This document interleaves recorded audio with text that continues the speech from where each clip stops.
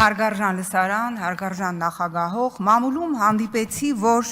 պետաիրավական հանձնաժողովի նախագահան ուշադրություն մասնագիտությամբ իրավաբան ChatGPT-ին հարցրել, արդյոք Հայաստանում քաղաքական բանտարկյալներ կան, թե ոչ, եւ ով զարմանք, Չաթը նրան բնականաբար պատասխանել է, որ իհարկե չկան։ Նորից հիշեցնեմ, այդ անձնավորությունը մասնագիտությամբ իրավաբան է, ժամանակին էր Սահմանադրական դատարանում շատ կարևորագույն պաշտոններ զբաղեցնում։ Նույն ChatGPT-ին ես հարցրեցի քաղաքական մեղսունակությունը քանի երանգ կարող է ունենալ եւ բնականաբար այդ Չաթը մինչ այս պահը սեկրետ է անգել։ Ես ուրախ եմ, որ այստեղ ԱՄՆ եւի գնաց, հա, Լիլիթը գնաց, թե չէ, ԱՄՆ դեսպանի խորհրդականը, ինչ որ մի պահի այստեղ էին, երևի գալչկայի համար եկան, նստեցին, գնացին, բայց ես կուզենամ, որ Հայաստանը ժողովրդավարության կղզյակ, ժողովրդավարության փարոս, լամպճկա համարող ԱՄՆ դեսպանի ներկայացուցիչները նայեին ահա այս նկարներին, երբ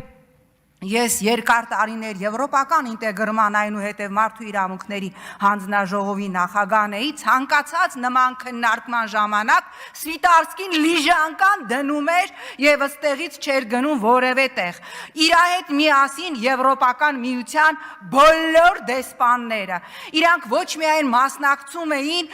ընդդիմադիր քաղաքական գործիչների բոլոր դատերին, այլև ընդդիմադիր քաղաքական գործիչների մեզի անալիզների նկարներով, մայկաներով ներկայանում էին բոլոր ակցիաներին, ինչի հիշեցի մեզի անալիզը, որտև այո, Եվրոպայի խորհրդի խորհրդարանական վեհաժողովում մի հատ տեսարանի ականատես եմ եղել, երբ որ շվեդ մի պատգամավոր Նավալնու մեզի անալիզի պրաբիրկան տարավ, որ շպրտի ռուսական պատվիրակության կողմը, ռուսական պատվիրակությունը այնտեղ չէր, որտեղ նրանք զրկված էին ձայնի իրավունքից, այո, Ռուսաստանում քաղաքական բանտարկյալների մասով, բայց մենք չենք տեսնում, որ եվրոպական են կառույցները, որին ի դեպ, որի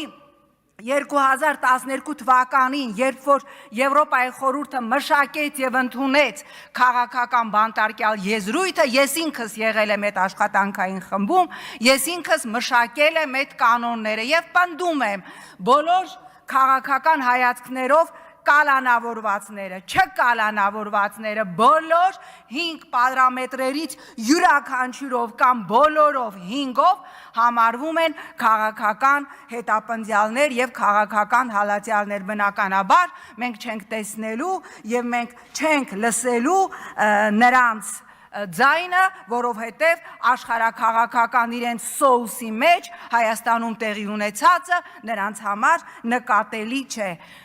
Այստեղ նստած են իմ ընկերներ Նարեկ Սամսոնյանի կինն է եւ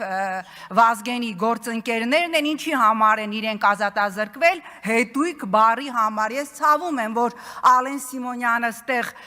լայն ժպիտով լրագրողներին հարցազրույց տալուց հետո անհետացավ,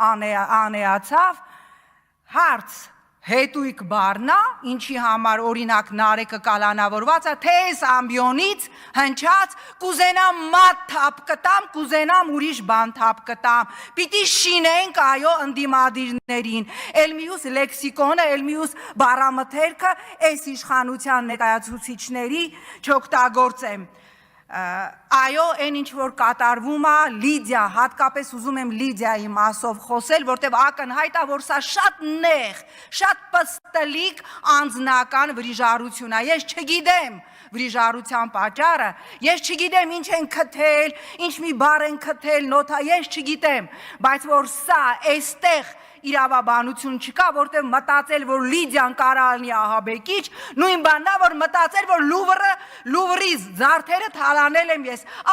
այս ավելի հնարավոր է երևի երկրորդը, քան առաջինը, սա աբսուրդ է, այն ինչ որ այսօր կատարվում է Նիկոլական Հայաստանում, սա աբսուրդ է, սա խայտարակություն է, սպասել, որ Արմենը ակնկալում է, որ ԵԱՀԿ քաղաքական բանտարկյալների հարցով էմիսարը սրանք անդրադառնա, չի անդրադառնալու, որտեղ իրանք իրանց մշտական ծամոն ունեն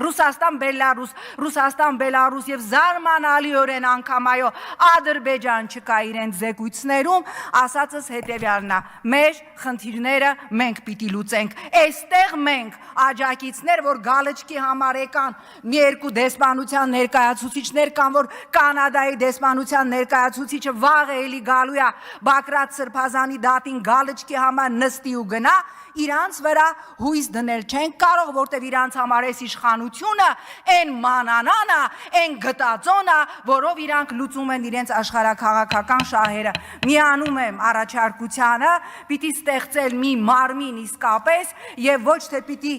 ինչ որ դեպքից դեպք, առիթից առիթ լսում